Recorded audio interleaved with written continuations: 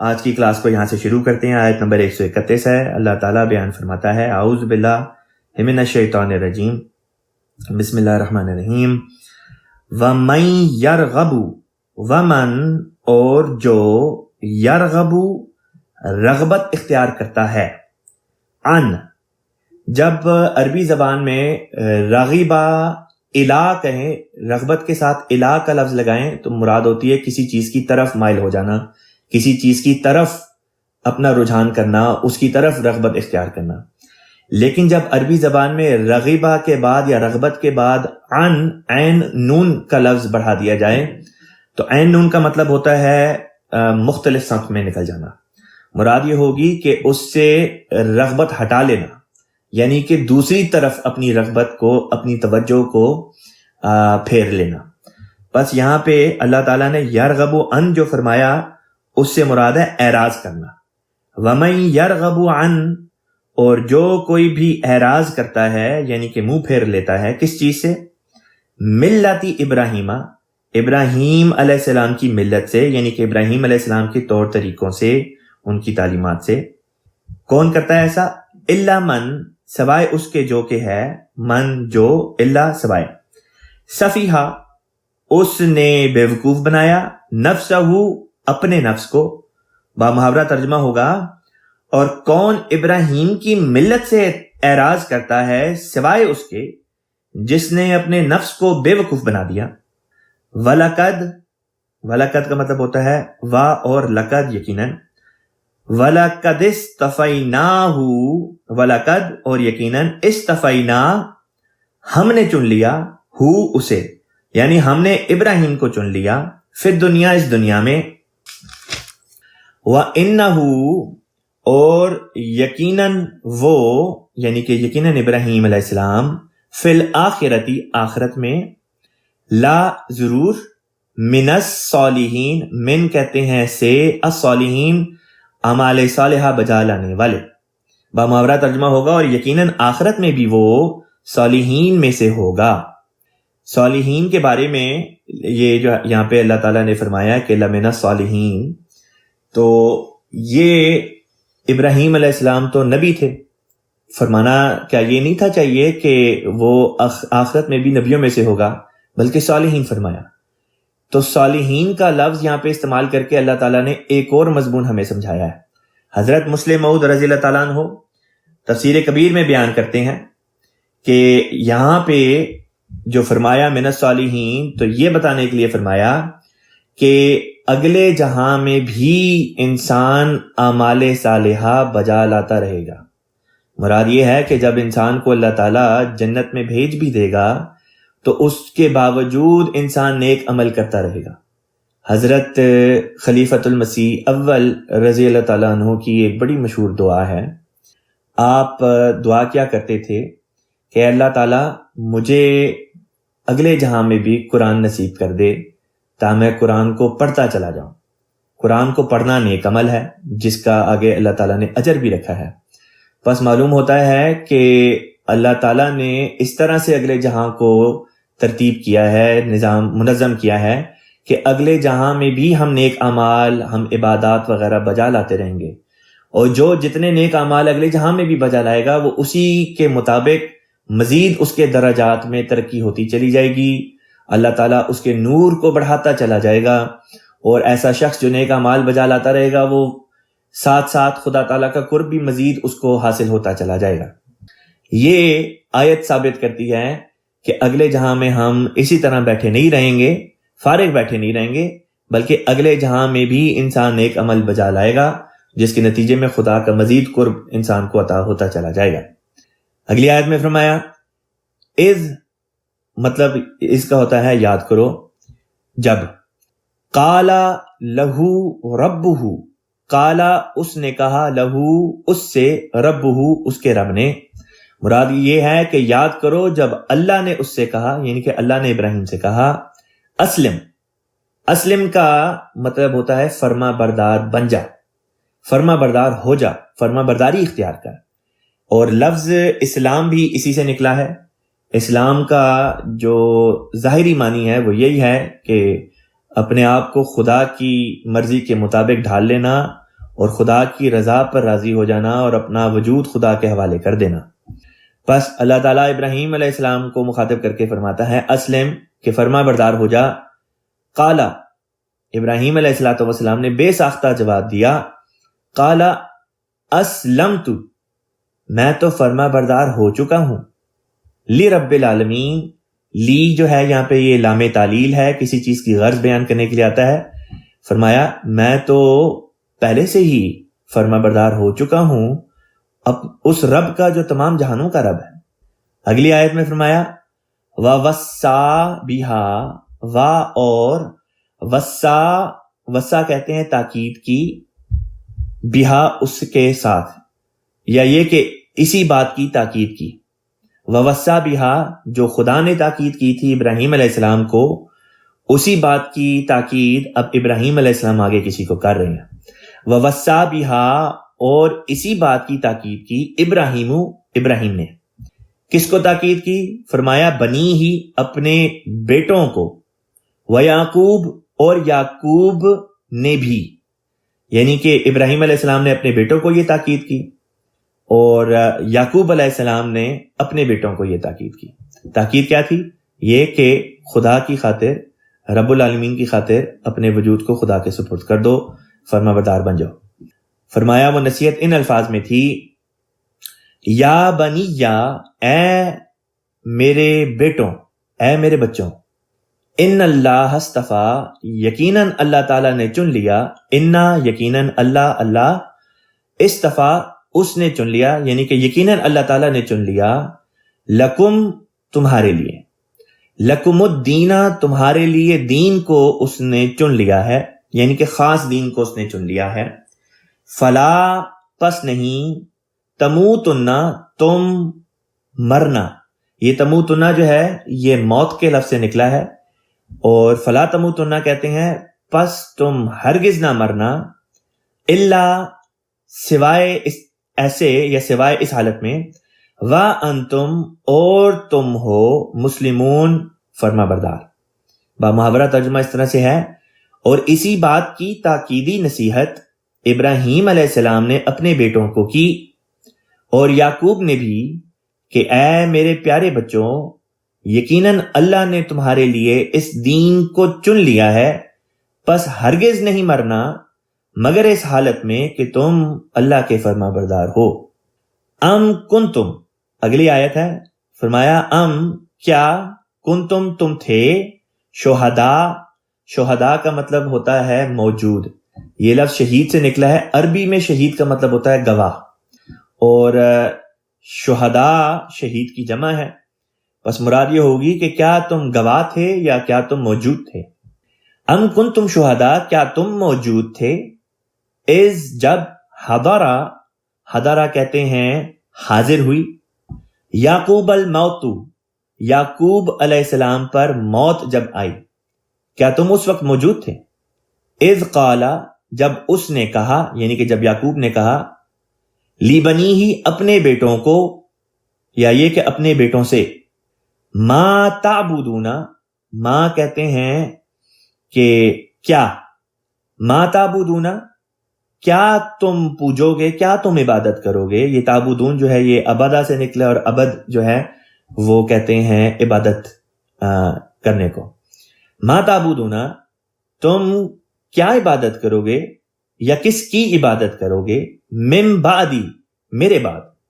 اب یہاں پہ اللہ تعالیٰ نے اس آیت میں یہ بات بیان کی کہ یعقوب علیہ السلام پہ جب اللہ تعالیٰ وقت وفات لے کر آیا تو اس وقت یعقوب علیہ السلام نے اپنے بیٹوں سے یہ سوال کیا کہ میرے بچوں، مجھے یہ تو بتاؤ کہ جب میں نہیں رہوں گا تو میرے بعد تم کس کی عبادت کیا کرو گے؟ قالو، انہوں نے کہا، یعنی کہ بیٹوں نے کہا، ان بچوں نے کہا، نعبدو، ہم عبادت کریں گے، الہ کا، تیرے خدا کی، تیرے معبود کی، تیرے الہ کی، و الہ، اور الہ کی، آبائی کا، جو تیرے باپ دادوں کا تھا۔ مراد یہ ہے کہ ہم عبادت کرتے رہیں گے تیرے معبود کی اور تیرے اجداد کی، تیرے اجداد کے معبود کی۔ اب وہ اجداد کون تھے، باپ دادے کون تھے؟ فرمایا ابراہیم و اسماعیلا و اسحاق، کہ ابراہیم کا خدا اور اسماعیل کا خدا اور اسحاق کا خدا الہن واحدہ، واحد ایک خدا، یعنی کہ ایک ہی خدا کی ہم عبادت کریں گے، جو ابراہیم کا بھی خدا ہے، اسماعیل کا بھی خدا ہے اور اسحاق کا بھی خدا ہے۔ وَنَحْنُ، اور ہم، نحنو کہتے ہیں ہم، لہو اس کے لیے، مسلمون ہم فرما بردار ہیں، وَنَحْنُ لہو مسلمون، اور اسی کے ہم فرما بردار رہیں گے۔ بامحاورہ ترجمہ ہے، کیا تم اس وقت موجود تھے جب یعقوب پر موت آئی، جب اس نے اپنے بچوں سے پوچھا کہ وہ کیا ہے جس کی تم میرے بعد عبادت کرو گے؟ انہوں نے کہا ہم عبادت کرتے رہیں گے تیرے معبود کی اور تیرے اجداد ابراہیم اور اسماعیل اور اسحاق کے معبود کی، جو ایک ہی معبود ہے، اور اسی کے ہم فرما بردار رہیں گے۔ کتنی خوبصورت یہ نصیحت ہے کہ خدا کے انبیاء اپنے بچوں کو اکٹھا کر کے بوقت وفات بھی اس بات کی تلقین کرتے کہ دیکھو بچوں، خدا کی عبادت سے انحراف نہ کرنا، خدا کے ہمیشہ فرما بردار رہنا۔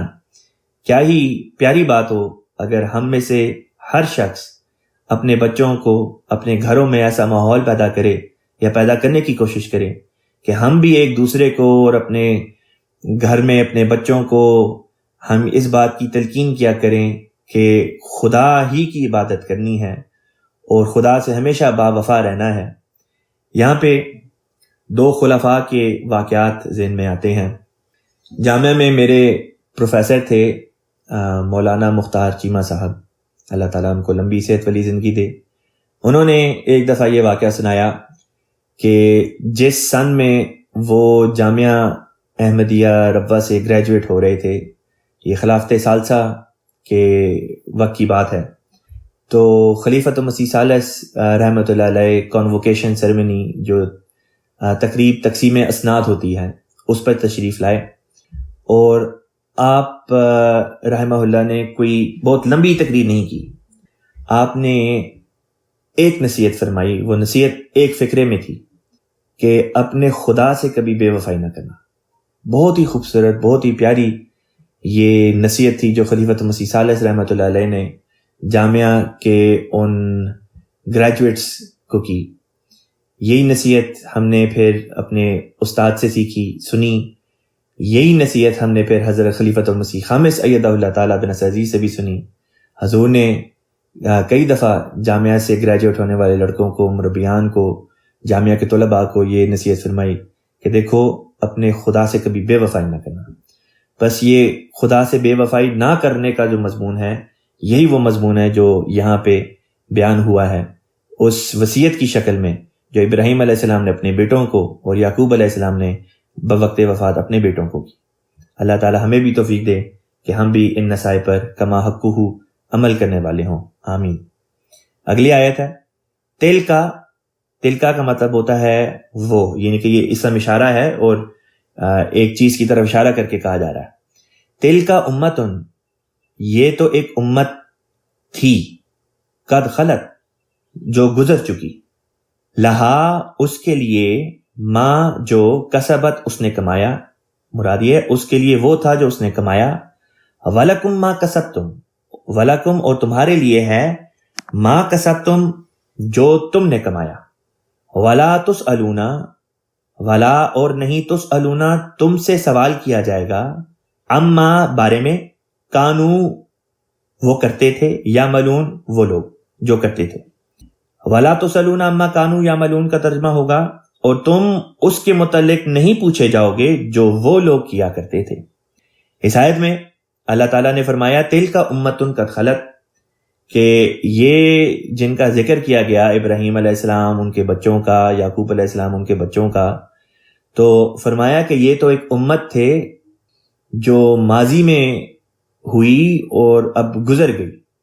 یہ خلط کا جو لفظ ہے یہاں پہ، یہ ہمارے اور غیر احمدی جو دوسرے مسلمان فرقے ہیں ان کے درمیان میں اس لفظ کے اوپر کافی بحث ہوتی ہے۔ یہی لفظ اللہ تعالیٰ نے حضرت عیسیٰ علیہ السلام کے لیے بھی قرآن پاک میں استعمال فرمایا ہے، اور رسول پاک صلی اللہ علیہ وسلم سے پہلے ہونے والے انبیاء کے لیے بھی۔ وہ کہتے ہیں کہ خلط کا مطلب ہے کہ بس گزر گئے ہیں کسی جگہ سے، حالانکہ تقریباً ہر زبان میں اس قسم کا محاورہ پایا جاتا ہے۔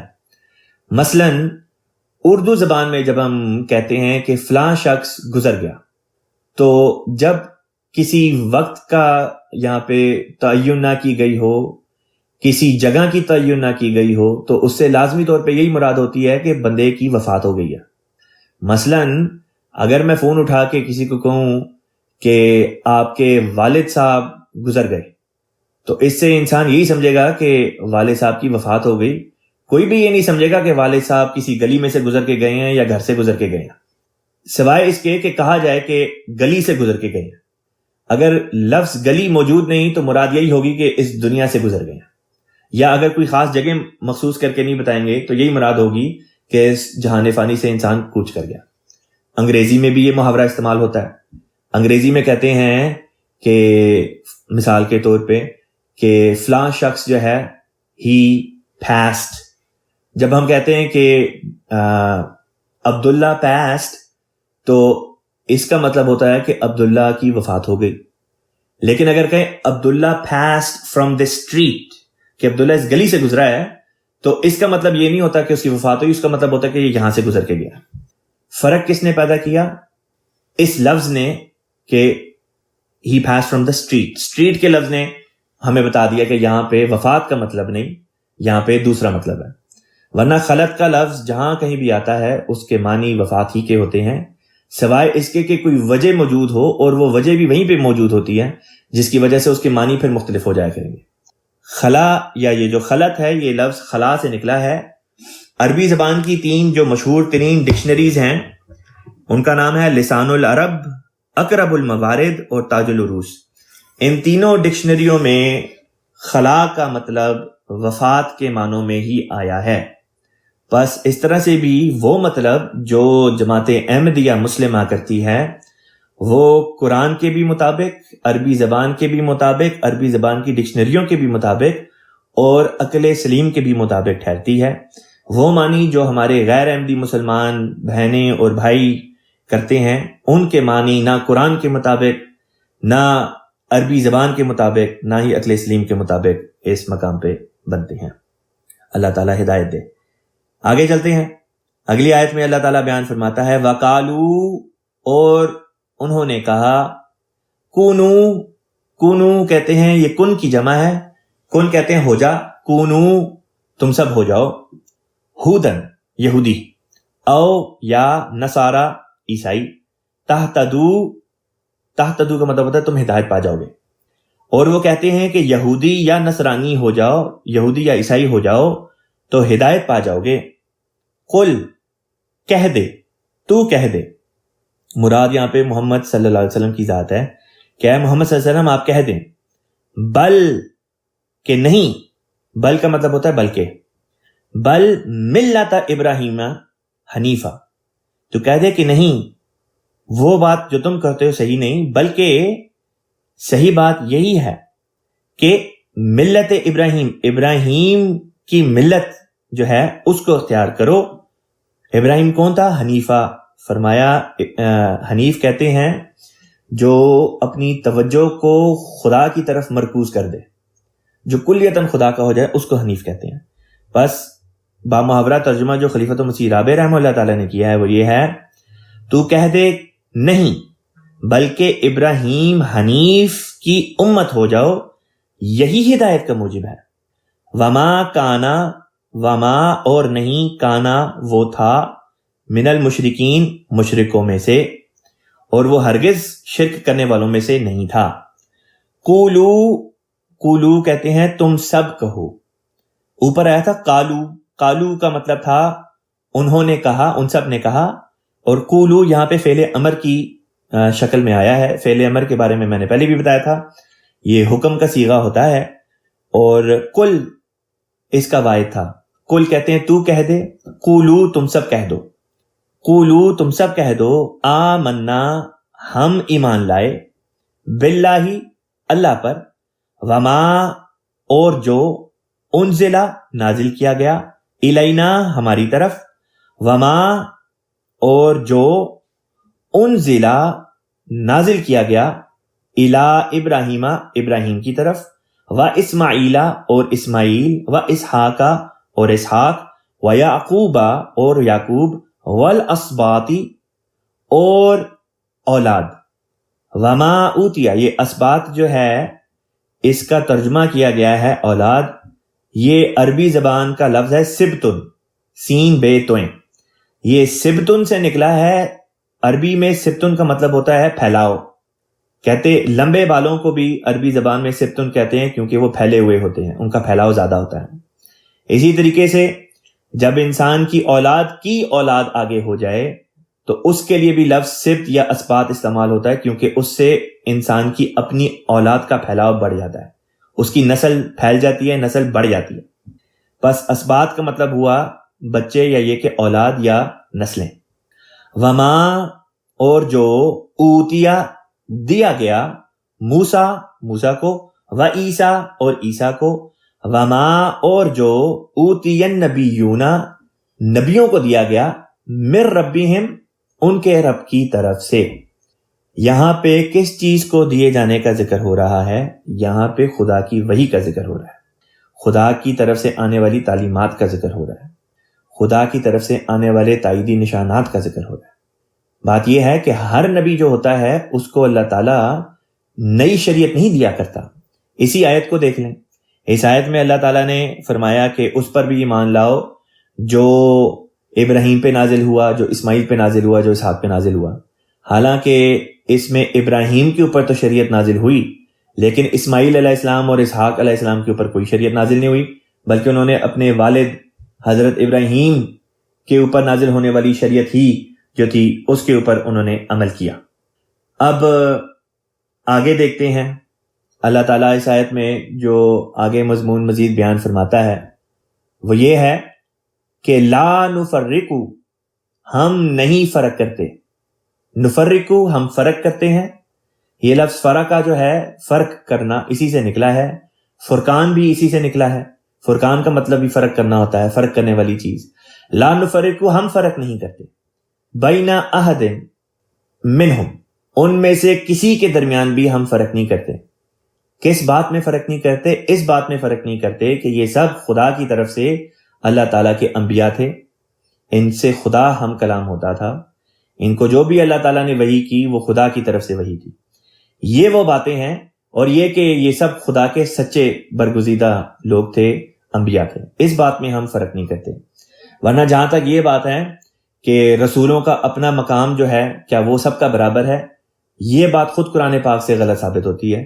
اللہ تعالیٰ نے فرمایا تلک الرسل، کہ بعض رسول ہیں، فضلنا بعضهم علی بعض، کہ بعض ان میں سے جو ہیں وہ بعض پر فضیلت اللہ تعالیٰ نے ان کو عطا فرمائی۔ اسی لحاظ سے بعض انبیاء کا مقام بعض دوسرے انبیاء سے اوپر ہوتا ہے یا بعض دوسرے انبیاء سے نیچے ہوتا ہے۔ جو واقعہ معراج والی حدیث ہے اس میں بھی رسول کریم صلی اللہ علیہ وسلم نے بعض انبیاء کو پہلے آسمان پہ دیکھا، جنت کے پہلے درجے پہ دیکھا، بعض کو جنت کے دوسرے درجے پہ دیکھا، بعض کو تیسرے پہ دیکھا، بعض کو چوتھے پہ دیکھا، بعض کو پانچویں، چھٹے، ساتویں پہ دیکھا۔ تو یہ مختلف درجوں پہ دیکھنا ہی بتا دیتا ہے کہ انبیاء کے مختلف مقامات ہوا کرتے ہیں۔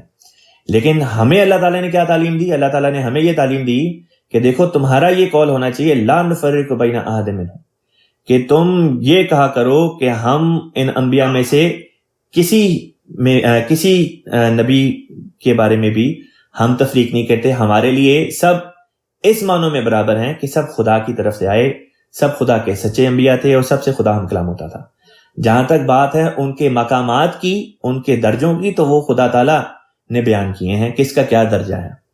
آگے چلتے ہیں، اگلی آیت میں اللہ تعالیٰ بیان کرتا ہے فَإِن پس اگر، فا پس ان اگر، فَإِنْ آمَنُوا پس اگر وہ ایمان لے آئیں، بِمِثْلِ مانند اس کے، بھی کہتے ہیں ساتھ، مثل کا مطلب ہوتا ہے مانند یا مثال کے طور پہ، بِمِثْلِ مانند اس کے، ما جو آمنتم تم ایمان لائے، بھی اس پر، فَقَدْ اهْتَدَوْا تو وہ بھی ہدایت پا گئے۔ بامحاورہ ترجمہ اس طرح سے ہے بس اگر وہ اسی طرح ایمان لے آئیں جیسے تم اس پر ایمان لائے ہو تو یقیناً وہ بھی ہدایت پا گئے۔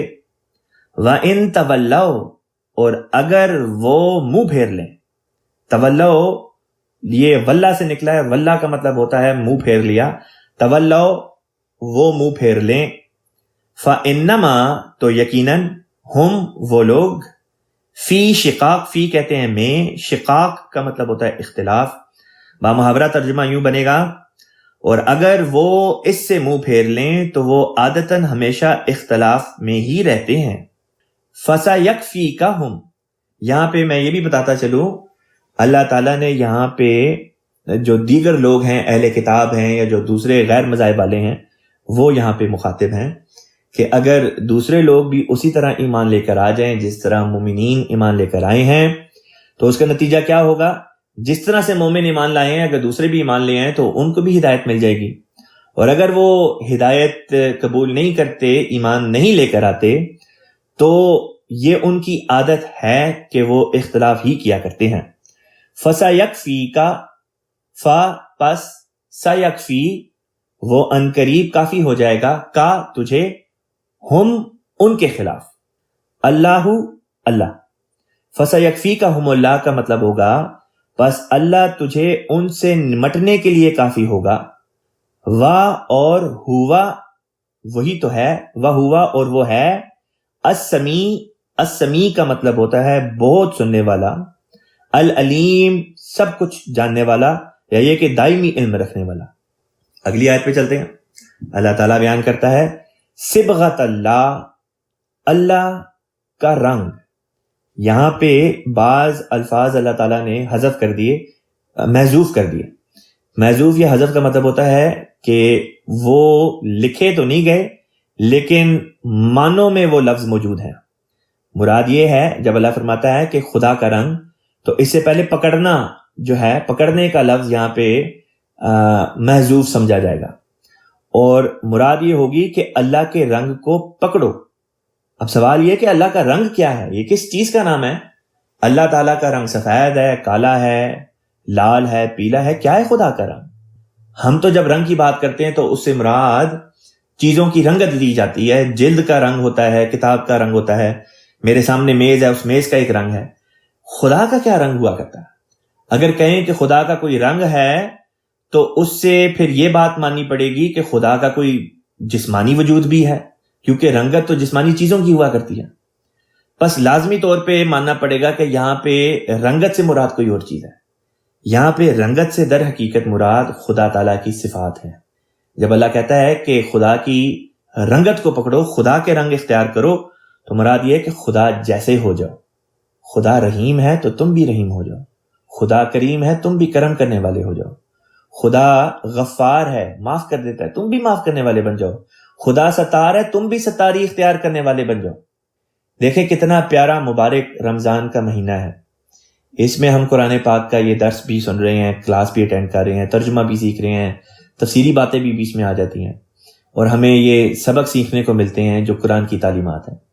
کیا ہی پیاری تعلیم ہے۔ اللہ تعالیٰ فرماتا ہے کہ دیکھو خدا کے رنگ اختیار کرو۔ اگر ہم میں سے کوئی ایسا شخص ہے جو اپنی بیوی بچوں پہ زیادتی کرتا ہے، اس کو خدا کا رنگ اختیار کرنا چاہیے کہ خدا تو رحیم ہے، خدا تو غفور ہے، خدا تو غفار ہے، ستار ہے، کریم ہے، تو خدا کی ان صفات کو بھی تو اپنائیں۔ پھر اسی طریقے سے جو بعض بیویاں ہیں وہ اگر اپنے خامدوں کی اطاعت نہیں کرتی، وہ اگر اپنے خامدوں سے بغاوت کرتی ہیں، یا یہ کہ وہ مذہب پہ نہیں چلتی، یا وہ اپنے بچوں کا خیال نہیں رکھتی، تو ان کو بھی تو خدا کے رنگ اختیار کرنے چاہیے۔ کیا خدا تعالیٰ کے رنگوں میں یہ بات شامل نہیں کہ جو خدا نے تعلیم دی ہے اس کو ہم اپنائیں، اس کو بدل و جان قبول کریں، اس کے اوپر عمل کریں؟ بس ان دنوں میں جب ویسے ہی ہمارے دل خدا تعالیٰ کی طرف راغب ہوئے ہوتے ہیں، ہماری توجہ نیک باتوں کی طرف ہوتی ہے، ان دنوں سے فائدہ اٹھا کے ہمیں پورا زور لگانا چاہیے کہ ہم اپنے خدا کو راضی کرنے والے بن جائیں، خدا ہم سے راضی ہو جائے، ہم خدا سے راضی ہو جائیں۔ ہم خدا تعالیٰ سے کس طرح سے راضی ہو سکتے ہیں؟ خدا کی باتیں مان کر۔ خدا ہم سے کس طرح راضی ہوگا؟ اگر ہم اس کی باتیں مانیں۔ بس یہ وہ بات ہے جس کا اللہ تعالیٰ ذکر کر رہا ہے، صبغت اللہ، خدا کے رنگ کو پکڑ لو، خدا کی باتوں کو مان لو، خدا کی صفات اختیار کرو۔ ومن، اور کون ہے احسنو سب سے بہتر من اللہ صبغتن رنگ اختیار کرنے میں اللہ کے، مراد یہ ہے اور رنگ میں اللہ سے بہتر اور کون ہو سکتا ہے، یعنی کہ اور صفات میں اللہ تعالیٰ سے بہتر اور کون ہو سکتا ہے۔ وَنَحْنُ لَهُ عَابِدُونَ اور ہم اسی کے لیے عابدون ہیں۔ عابد کی جمع ہے عابدون، عابد کہتے ہیں عبادت کرنے والا، عابدون عبادت کرنے والے، اور رنگ میں اللہ سے بہتر اور کون ہو سکتا ہے اور ہم اسی کی عبادت کرنے والے ہیں۔ یہاں پہ ایک حدیث رسول پاک صلی اللہ علیہ وسلم کی ذہن میں آتی ہے۔ آپ صلی اللہ علیہ وسلم راتوں کو اٹھ کے کثرت سے تہجد پڑھا کرتے، بعض روایات سے معلوم ہوتا ہے کہ 4-5 گھنٹے آپ کی تہجد ہوا کرتی تھی، اور آپ کھڑے رہ کے اپنے خدا کی حمد کرتے اور گھنٹوں گھنٹوں قرآن پاک کی تلاوت کیا کرتے نماز میں، یہاں تک کہ آپ کے پاؤں متورم ہو جاتے اور سوجن کی وجہ سے آپ کے پاؤں کی جلد پھٹ جاتی، اتنی تکلیف دہ امر تھا۔ حضرت عائشہ رضی اللہ تعالیٰ عنہ ام المومنین کیا عرض کیا کرتی کہ یا رسول اللہ، آپ اپنے نفس کو اپنی جان کو کیوں اتنی تکلیف میں ڈالتے ہیں؟ کیا آپ سے اللہ تعالیٰ نے وعدہ نہیں کیا کہ آپ کے اگلے پچھلی تمام کوتاہیاں اللہ تعالیٰ بخش چکا ہے؟ آپ تو اللہ کے نبی ہیں، آپ تو گناہ بھی نہیں کرتے، تو پھر کیوں اتنی مشقت؟ اس پہ رسول کریم صلی اللہ علیہ وسلم کا جواب سنیے۔ آپ صلی اللہ علیہ وسلم نے فرمایا کہ میں خدا کا عبد شکور نہ بنوں، میں خدا کا ایسا بندہ نہ بنوں، ایسا عبادت گزار بندہ نہ بنوں جو اپنے رب کی ان نعمتوں پر اس کا شکر گزاری کرنے والا ہو۔ بس یہ ہے ہمارے پیارے نبی صلی اللہ علیہ وسلم کا اسوہ ہمارے لیے، جس پر عمل کر کے کوشش کرنی چاہیے۔ 8 نہ صحیح 6 صحیح، 6 نہ صحیح 4 صحیح، 4 نہ صحیح 2 نفل ہی صحیح، لیکن تہجد میں اٹھ کے ضرور پڑھیں۔ 3-4 گھنٹے نہیں پڑھ سکتے 2 گھنٹے پڑھ لیں، 2 نہیں کر سکتے 1 گھنٹہ کر لیں، 1 گھنٹہ نہیں کر سکتے آدھا گھنٹہ کر لیں، لیکن اٹھیں صحیح، پڑھیں صحیح۔ آگے چلتے ہیں، اللہ تعالیٰ بیان کرتا ہے کل تو کہہ دے، الف والا جو ہوتا ہے اس کا مطلب ہوتا ہے کیا، یہ سوال یعنی کہ شروع ہو رہا ہے۔ اتحاجوننا کیا تم ہم سے جھگڑتے ہو، فی اللہ اللہ کے بارے میں، وَهُوَ ربنا اور وہ ہمارا رب ہے، وَرَبُّكُمْ اور تمہارا بھی رب ہے۔ اب یہاں پہ بات چل رہی ہے اہل کتاب کے ساتھ، جیسے پیچھے کانٹیکٹ سے پتہ چلتا ہے اہل کتاب کے ساتھ یہ ڈسکشن چل رہی تھی۔ فرمایا وَلَنَا أَعْمَالُنَا اور ہمارے لیے ہیں، وَلَنَا اور ہمارے لیے ہیں، أَعْمَالُنَا ہمارے اعمال، یہ لفظ ہے اعمال اور آگے نون الف بڑھا دیا۔ نون الف کا مطلب میں پہلے بھی بتا چکا ہوں، اس کا مطلب ہوتا ہے ہم یا ہمارا۔ اعمالنا ہمارے اعمال، وَلَكُمْ اور تمہارے لیے ہیں، اعمالکم تمہارے اعمال، وَنَحْنُ اور ہم، لہو اس کے لیے، مخلصون خالص ہیں۔ مطلب یہ ہے اور ہم تو اسی کے لیے مخلص ہو گئے ہیں، یعنی ہمیں تو بس اب خدا ہی سوچتا ہے، ہمارا اٹھنا بیٹھنا سونا جاگنا کھانا پینا سب اسی کے لیے ہے۔ یہ خدا کے لیے خالص ہو جانے کا مطلب ہوا کرتا ہے کہ ہر بات خدا کی مرضی کے تابع ہو جائے۔ خدا کہے کھاؤ تو کھاؤ، خدا کہے پیو تو پیو، جس چیز سے خدا رکنے کو کہے اس سے رک جاؤ، جس بات کے کرنے کو خدا کہے اس بات کو کرنے والے ہو جاؤ۔ اگلی آیت ہے ام بھی جو ہے یہ سوال کرنے کے معنی میں آتا ہے، یعنی کہ کیا تقولون تم کہتے ہو، انا یقیناً ابراہیم و اسماعیلا اور اسماعیل و اسحاق اور اسحاق و یعقوبہ اور یعقوب والاسباط اور اولاد یعنی کہ ان کی اولاد، کانو وہ تھے، ہودن یہودی، او نصارا یا نصرانی یا یہ کہ عیسائی۔ بامحاورہ ترجمہ اس آیت کا ہے، اس جملے کا ہے، کیا تم کہتے ہو کہ ابراہیم اور اسماعیل اور اسحاق اور یعقوب اور اس کی اولاد یہودی تھے یا عیسائی تھے؟ قل تو کہہ دے، کیا انتم تم، عالم سب سے زیادہ جانتے ہو، ام اللہ یا اللہ۔ بامحاورہ ترجمہ ہوگا تو کہہ دے کیا تم زیادہ جانتے ہو یا اللہ۔ ومن ازلم اور کون ہے سب سے زیادہ ظلم کرنے والا، ممن یہ ممن جو ہے یہ 2 لفظوں کو جوڑ کے بنا ہے۔ پہلا لفظ ہے من جس کا مطلب ہوتا ہے سے، اور دوسرا لفظ ہے من جس کا مطلب ہوتا ہے جو۔ کتما اس نے چھپایا، شہادتن گواہی، اندہو کا مطلب ہوتا ہے جو اس کے پاس ہے، من اللہ خدا کی طرف سے، بامحاورہ ترجمہ ہوگا اور اس سے زیادہ ظالم کون ہوگا جو اس گواہی یا اس گواہی کو چھپائے جو اللہ کی طرف سے اس کے پاس امانت ہے۔ وَمَا اللَّهُ اور نہیں ہے اللہ، اور نہیں ہے اللہ تعالیٰ کی ذات، بِغَافِلٍ غافل، غفلت میں، عَمَّا، اب یہ دو لفظ ہیں جن کو جوڑ کے اما بنا ہے، پہلا ہے عن عین نون اور دوسرا ہے میم الف ما۔ اما کا مطلب ہوتا ہے اس سے، تعملون تم کرتے ہو، تم عمل بجا لاتے ہو، بامحاورہ ترجمہ ہوگا اور اللہ اس سے غافل نہیں ہے جو تم کرتے ہو۔ آخری آیت اس رکوع کی ہے، تلکا امتن قد خلت، تلکا وہ امت قد خلت گزر چکی ہے، وہ تو ایک امت ہے جو گزر چکی ہے، لہا ما کسبت اس کے لیے ہے جو اس نے کمایا، ولکم اور تمہارے لیے ہے ما جو کسبتم تم نے کمایا، ولا تسألون اور تم سوال نہیں کیے جاؤ گے، اما اس بارے میں، کانو یعملون جو وہ عمل کیا کرتے تھے۔ یہاں پہ اللہ تعالیٰ کے ڈھیروں ڈھیر فضلوں کے نتیجے میں الحمدللہ ثم الحمدللہ قرآن پاک کا پہلا سپارہ ہم نے کور کر لیا ہے۔ اب ہم دوسرا سپارہ شروع کرتے ہیں اور یہاں سے نیا رکوع بھی شروع ہو جاتا ہے، لہذا شروع میں پہلے اس رکوع کی تلاوت کروں گا اور اس کے بعد اس کا ترجمہ ہم دیکھ لیں گے۔ اعوذ باللہ من الشیطان الرجیم، سیقول السفہاء من الناس ما ولاہم عن قبلتہم التی کانوا علیہا قل للہ المشرق والمغرب یہدی من یشاء الی صراط مستقیم وَكَذَلِكَ جَعَلْنَاكُمْ أُمَّةً وَسَطًا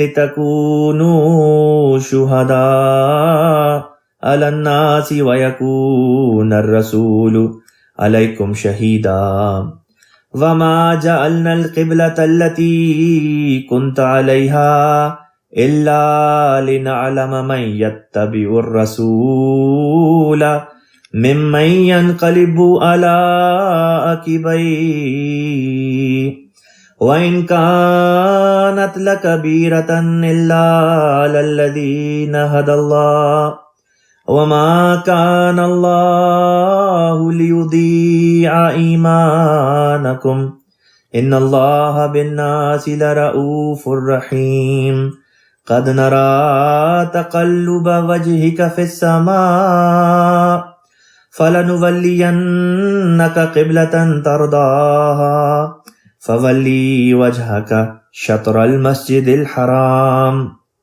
وحيث ما كنتم فولوا وجوهكم شطره وإن الذين أوتوا الكتاب ليعلمون أنه الحق من ربهم وما الله بغافل عما يعملون ولئن أتيت الذين أوتوا الكتاب بكل آية ما تبعوا قبلتك وما أنت بتابع قبلتهم وما بعضهم بتابع قبلة بعض وَلَئِنِ اتَّبَعْتَ أَهْوَاءَهُمْ مِنْ بَعْدِ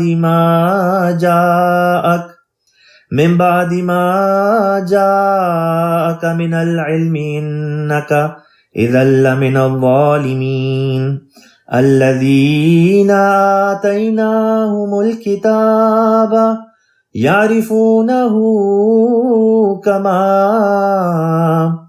يعرفون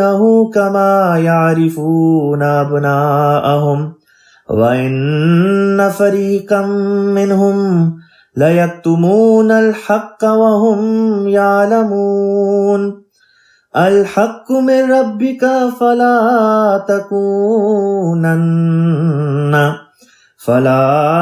تكونن من الممترين۔ یہاں پہ یہ رکوع جو ہے اس کی تلاوت ختم ہوتی ہے۔ اب اس کی پہلی آیت سے ترجمے کو شروع کرتے ہیں۔ یہ آیت بنتی ہے آیت نمبر 143 143۔ اللہ تعالیٰ بیان فرماتا ہے سیقولو کا مطلب ہے کہیں گے یا کہے گا، السفہاء بے وقوف لوگ، سیقولو سفہاء کا مطلب ہوگا بے وقوف لوگ کہیں گے، من الناسی لوگوں میں سے، ما کا مطلب ہوتا ہے کیا، وَلَّاهُمْ پھیر دیا انہیں، ان سے، قبلتہم اللتی، قبلتہم ان کے قبلے، اللتی جو، کانو علیہا جس پر یہ لوگ تھے۔ بامحاورہ ترجمہ ہے، لوگوں میں سے بے وقوف ضرور کہیں گے کہ کس چیز نے ان کو اپنے اس قبلے سے پھیر دیا جس پر وہ پہلے قائم تھے۔ قل اللہ کہہ دے اللہ کے لیے ہے، المشرق والمغرب مشرق بھی اور مغرب بھی، یہدی من یشاء ہدایت دیتا ہے وہ، یہدی وہ ہدایت دیتا ہے، من جو یا جسے، یشاء وہ چاہتا ہے، مراد ہوگی وہ جسے چاہتا ہے ہدایت دے دیتا ہے، الا طرف صراط مستقیم، صراط کہتے ہیں راستے کو، مستقیم سیدھا۔ بامحاورہ ترجمہ ہوگا، تو کہہ دے مشرق اور مغرب اللہ ہی کے ہیں، وہ جسے چاہتا ہے صراط مستقیم کی طرف ہدایت دے دیتا ہے۔ اس آیت میں در حقیقت تحویل قبلہ کا جو موضوع ہے وہ اللہ تعالیٰ نے بیان کیا۔ رسول پاک صلی اللہ علیہ وسلم جب تک مکہ میں رہے، جو 13 سال اور کچھ ماہ کا عرصہ بنتا ہے نبوت ملنے کے بعد کا، آپ خانہ کعبہ کے سامنے جب نماز پڑھتے تو اس طرز پہ نماز پڑھتے کہ خانہ کعبہ آپ کے سامنے تھا، لیکن جو بیت المقدس ہے وہ بھی آپ کے سامنے ہی رہتا، یعنی کہ رخ آپ کا بیک وقت خانہ کعبہ اور بیت المقدس قبلہ تھا اہل کتاب کا، یعنی کہ یہودیوں کا قبلہ بیت المقدس تھا۔ جب آپ صلی اللہ علیہ وسلم یا دیگر مسلمان نماز پڑھتے مکہ میں تو خانہ کعبہ بھی سامنے ہوتا اور اسی سمت میں جو ہے وہ بیت المقدس بھی تھا۔ لیکن جب آپ صلی اللہ علیہ وسلم ہجرت کر کے مدینہ منورہ تشریف لے آئے تو اب یہ مشکل پیش آئی کہ اب خانہ کعبہ کی طرف رخ کریں کہ بیت المقدس کی طرف رخ کریں۔ بات یہ تھی کہ اللہ تعالیٰ نے وحی کے ذریعے سے، وحی غیر مطلوع کے ذریعے سے، اب یہاں پہ میں نے لفظ استعمال کیا ہے وحی غیر مطلوع۔ وحی مطلوع کیا ہے اور غیر مطلوع کیا ہے؟ جب ہم کہیں وحی مطلوع تو اس سے مراد ہوتی ہے وہ وحی جو قرآن پاک میں نازل ہوئی، جس کی ہم تلاوت بھی کرتے ہیں، جس پر ہم عمل وغیرہ کرتے ہیں، یہ قرآن کی جو وحی ہے۔ وحی مطلوع سے مراد قرآن پاک والی وحی مراد ہے، اور وحی غیر مطلوع سے مراد وہ وحی ہے، وہ کلام ہے جو اللہ تعالیٰ رسول پاک صلی اللہ علیہ وسلم سے کیا کرتا تھا، لیکن وہ قرآن کی آیات نہیں بلکہ اس کے علاوہ، مثلا حدیث قدسی وغیرہ، وحی غیر مطلوع کی جو ہے مثال کے طور پہ پیش کی جا سکتی ہیں۔ تو وحی غیر مطلوع کے طور پہ اللہ تعالیٰ نے پہلے سے رسول کریم صلی اللہ علیہ وسلم کو یہ وحی کی ہوئی تھی کہ آپ بیت المقدس کی طرف رخ کر کے جو ہے وہ نماز پڑھیں، اور اس طرح سے پڑھیں کہ خانہ کعبہ بھی سامنے ہو۔ لیکن جب آپ صلی اللہ علیہ وسلم ہجرت کر گئے مدینہ تو اب بیک وقت دونوں قبلوں کی طرف رخ کرنا ممکن نہیں تھا، لہٰذا ہمیں یہ پتہ چلتا ہے کہ تقریباً 16-17 مہینے رسول پاک صلی اللہ علیہ وسلم جو ہیں آپ نے پھر بیت المقدس کی طرف اپنا رخ کیے رکھا، اور بیت المقدس کی طرف جب آپ نے رخ کیا ہوا تھا تو یہود اس بات پہ بڑے خوش تھے، بڑے راضی تھے کہ اس وقت مسلمانوں نے ہمارے قبلے کی طرف رخ کیا ہوا ہے۔ لیکن 16-17 مہینوں کے بعد اللہ تعالیٰ نے رسول پاک صلی اللہ علیہ وسلم کو حکم فرمایا، یہ وحی نازل کی کہ اپنا رخ جو ہے وہ بیت المقدس سے پھیر کے خانہ کعبہ کی طرف کر لیں۔ روایات میں آتا ہے کہ آپ صلی اللہ علیہ وسلم مدینے کے نواح میں ایک مسجد تھی جہاں پہ آپ نماز پڑھا رہے تھے، اور عین نماز میں یہ آپ پہ وحی نازل ہو گئی کہ اپنا رخ دوسری طرف کر لیں، خانہ کعبہ کی طرف کر لیں، اور اسی حالت میں آپ نے بھی اور آپ کی اقتداء میں صحابہ نے بھی رخ جو ہے وہ خانہ کعبہ کی طرف کر لیا۔ جب یہ رخ پھیرا بیت المقدس سے مسجد الحرام کی طرف، خانہ کعبہ کی طرف، اس پر یہودیوں نے اعتراض کیا، بعض لوگوں نے اعتراض کیا، اور وہ اللہ تعالیٰ نے اس آیت میں ذکر کیا، فرمایا تو کہہ دے کہ اللہ ہی کے لیے ہے، وہ جو مشرق میں ہے اور وہ جو مغرب میں ہے. یعنی کہ یہ قبلہ نہ بیت المقدس اپنی ذات میں کوئی چیز ہے، نہ ہی خانہ کعبہ اپنی ذات میں کوئی چیز ہے. اگر کوئی چیز ہے تو وہ ہے خدا کی ذات. پس خدا کی اطاعت اصل مرضی ہے، اصل بات ہے. اگلی آیت ہے، اللہ تعالیٰ بیان کرتا ہے وَكَذَلِكَ، اور اسی طرح جَعَلْنَاكُمْ، ہم نے بنایا تمہیں. اب تم سے یہاں پہ مراد سب مسلمانوں کو اللہ تعالیٰ مخاطب کر کے فرما رہا ہے. وَكَذَلِكَ جَعَلْنَاكُمْ، اور اسی طرح ہم نے تم سب کو بنا دیا امتاً وسطاً. امتاً کہتے ہیں امت کو، وسطاً کہتے ہیں درمیانی، یعنی کہ نہ ایک طرف ایکسٹریم پہ جاتی ہے نہ دوسری طرف ایکسٹریم پہ جاتی ہے، بلکہ درمیان میں رہتی ہے. حضرت خلیفہ رابع رحمہ اللہ تعالیٰ نے فٹ نوٹ میں یہاں پہ حدیث کوٹ کی ہے، خیر الامور اوسطھا، کہ بہترین بات جو ہوتی ہے وہ ہوا کرتی ہے جو درمیانی ہو. اللہ تعالیٰ بیان کرتا ہے کیوں تمہیں امت وسطہ بنایا، لِتَکُونُوا، تاکہ تم سب ہو جاؤ، شہداء، گواہ، علی الناس، لوگوں پر، وَيَكُونَ الرَّسُولُ، اور رسول پاک صلی اللہ علیہ وسلم ہو جائیں، علیکم شہیدہ، تم پر گواہ. وَمَا جَعَلْنَا الْقِبْلَةَ الَّتِي، وَمَا، اور نہیں، جَعَلْنَا، ہم نے بنایا، الْقِبْلَةَ الَّتِي، اس قبلے کو جو، کنتا علیہا، کنتا تو تھا، علیہا اس پر. اب یہاں پہ رسول پاک صلی اللہ علیہ وسلم کو مخاطب کر کے واحد کا چونکہ اللہ تعالیٰ نے صیغہ استعمال فرمایا تو رسول پاک صلی اللہ علیہ وسلم مراد ہے.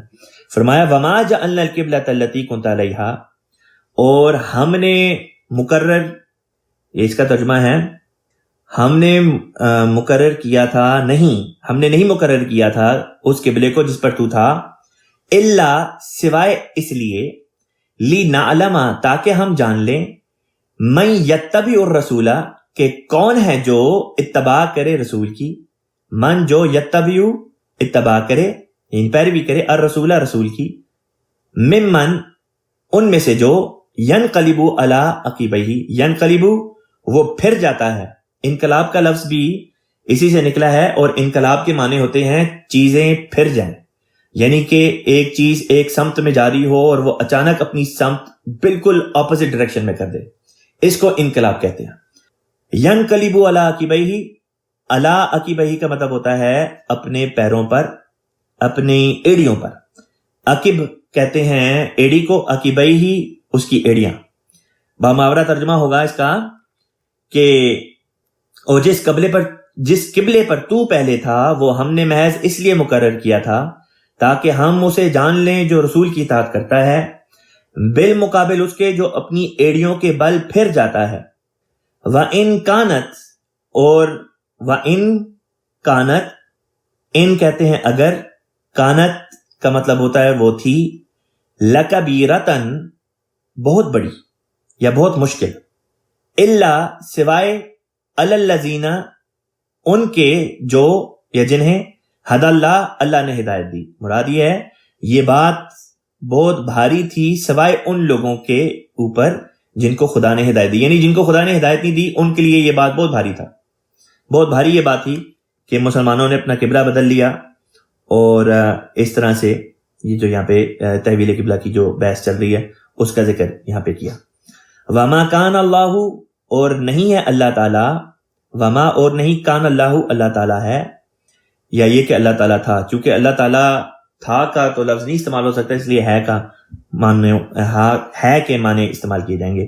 وما کان اللہ، اور نہیں ہے اللہ تعالیٰ، لیضیع، ضائع کرنے والا، ایمانکم، تمہارے ایمان، ان اللہ، یقیناً اللہ تعالیٰ، بالناس، لوگوں کے ساتھ، لرؤوف، ضرور، لا کہتے ہیں ضرور، رؤوف، رؤوف کا مطلب ہوتا ہے بہت زیادہ مہربانی کرنے والا، رحیم، بار بار رحم کرنے والا. اگلی آیت ہے، قد نرا، ہم دیکھ چکے ہیں، قد کا مطلب ہوتا ہے ہو چکا، نرا، ہم نے دیکھا، قد نرا، ہم دیکھ چکے ہیں، تقلبا، تقلبا کا مطلب ہوتا ہے متوجہ ہونا، وجہ کا، تیرا چہرہ، فی السماء، آسمان میں. مراد یہ ہے کہ اللہ تعالیٰ فرما رہا ہے کہ ہم تیرے چہرے کا آسمان کی طرف متوجہ ہونا دیکھ چکے ہیں پہلے سے. یہ مراد نہیں جس طرح بعض غیر عمدی مسلمان کہتے ہیں، بعض غیر عمدی علماء کہتے ہیں کہ نماز میں جب رسول پاک صلی اللہ علیہ وسلم ہجرت کر کے مدینے آ گئے تو آپ کے دل میں یہ خواہش تھی کہ قبلہ جو ہے وہ خانہ کعبہ ہو، تو آپ نماز میں بار بار آسمان کی طرف دیکھتے کہ اللہ تعالیٰ کب نازل فرمائے گا یہ حکم کہ خانہ کعبہ کی طرف میں رخ کروں. یہ بات اپنی ذات میں غلط ہے، اس لیے کیونکہ نماز میں ادھر ادھر دیکھنے کی تو ویسے ہی ممانعت ہے، اور عربی زبان کا محاورہ بھی اس قسم کے معنی کرنے کی اجازت نہیں دیتا۔ عربی زبان کیا ہے، دوسری زبانوں میں بھی اس قسم کا محاورہ پایا جاتا ہے۔ مثلا کہتے ہیں میری تو نظر فلاں چیز کی طرف لگی ہوئی ہے، مراد یہ نہیں ہوتا کہ میں کسی فلاں چیز کو دیکھ رہا ہوں، مراد یہ ہوتی ہے کہ میری توجہ اس بات کی طرف ہے، مرکوز ہوئی ہوئی ہے۔ بس اسی طرح رسول پاک صلی اللہ علیہ وسلم کے دل کی یہ خواہش تھی اور اللہ تعالیٰ اس خواہش سے واقف تھا۔ یہ بات ہے جو اللہ تعالیٰ یہاں پہ بیان کر رہا ہے۔ فَلَنُوَلِّيَنَّكَ پس لا ضرور، نُوَلِّيَنَّكَ ہم پھیر دیں گے تجھے، قبلتاً اس قبلے کی طرف، ترداہا جس پر تو راضی ہے۔ مراد یہ کہ پس ضرور تھا کہ ہم تجھے اس قبلے کی طرف پھیر دیں جس پر تو راضی تھا، یعنی خانہ کعبہ۔ فولی وجہ کا پس پھیر دے تو اپنا چہرہ یا اپنا رخ، شطر المسجد الحرام مسجد حرام کی طرف، وحیث ما کنتم، حیثو کہتے ہیں طرف، وحیث ما کنتم اور جس طرف بھی تم تھے یا جس طرف بھی تم ہو۔ اب یہاں پہ کنتم جمع کا صیغہ ہے، اب صرف رسول پاک صلی اللہ علیہ وسلم مراد نہیں بلکہ تمام مسلمان مراد ہے۔ وحیث ما کنتم اور جہاں کہیں بھی تم ہو، فولو پس پھیر لو، وجوہکم اپنے چہروں کو، شطرہ اس سمت میں یعنی کہ خانہ کعبہ کی طرف کر لو۔ وَإِنَّ الَّذِينَ اور یقیناً وہ لوگ، اوتوا الکتاب جن کو کتاب دی گئی، لَيَعْلَمُونَ وہ جانتے ہیں ضرور، کس چیز کو جانتے ہیں؟ أَنَّهُ الْحَقُّ کہ یہ حق ہے، مِن ربہم ان کے رب کی طرف سے۔ مراد ہے کہ جو یہود ہیں اور عیسائی ہیں ان کے علماء اس بات سے بخوبی واقف ہیں، کیونکہ عوام کو تو اکثر ان باتوں کا نہیں معلوم ہوتا، لیکن علماء کو تو ان باتوں کا معلوم ہوتا ہے۔ ان کے ہاں پیشن گوئیاں بھی تھیں ان کی کتابوں میں، یہود کی کتاب میں بھی اور عیسائیوں کی کتاب میں بھی پیشن گوئی تھی کہ قبلہ جو ہے ایک وقت آنا ہے کہ یہودیوں کا قبلہ بھی منسوخ ہو جائے گا اور عیسائیوں کا قبلہ بھی منسوخ ہو جائے گا، اور ایک تیسرا قبلہ ہے جس کی طرف لوگ توجہ کر کے اپنا چہرہ کر کے ایک خدا کی عبادت کیا کریں گے۔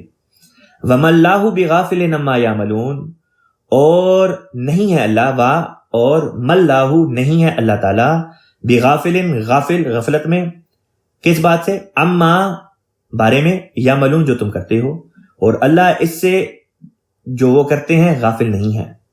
یہاں پہ آج کی کلاس کو بس کرتے ہیں، مضمون چونکہ ابھی تحویل قبلہ والی ہی وہ چل رہا ہے، اس بارے میں باقی کا مضمون انشاءاللہ تعالی میں کل بیان کروں گا۔ آیت نمبر 145 پہ آج